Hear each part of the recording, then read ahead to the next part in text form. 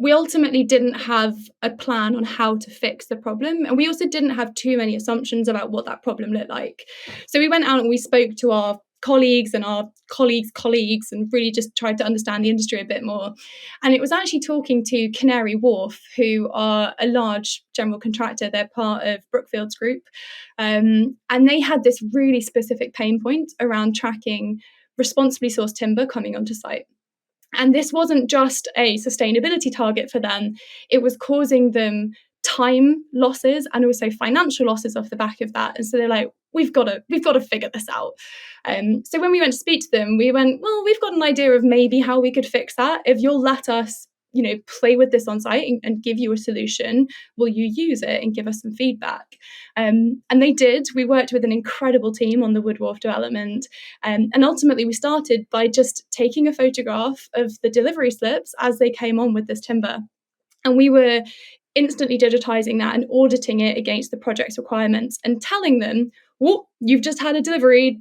It's not certified, you better do something about it. So they were then able to immediately follow up with their subcontractors and say, hey guys, the wrong materials on site, please don't install it, because that's going to mean rework, that's going to mean delays, extra spend, just get it off. So it was helping Canary Wharf deliver their sustainability target, but also saving them time and money and headaches, ultimately saving them stress on site.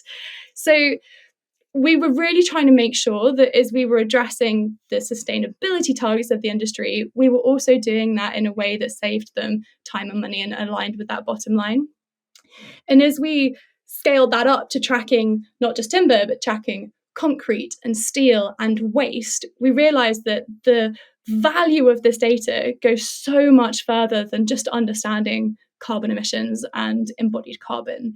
It was helping them understand supply chain resilience and dependencies, particularly during the war in Ukraine. When that kicked off, that had a massive knock-on effect on timber and metals supply in our part of the country. And so all of a sudden, companies needed to understand, where have we got these redundancies? Where have we got these issues? How do we respond quickly and work with our supply chain to make sure that we're not stuck? And actually that data that helps us be more sustainable is the same data that helps us be more resilient and more cost effective and more productive as an industry. And I think it's such a small step, but it's one that we've struggled to take so far, is this understanding that being sustainable is not an expensive thing. In many ways, being more sustainable is actually going to make you more cost effective and more profitable as a company.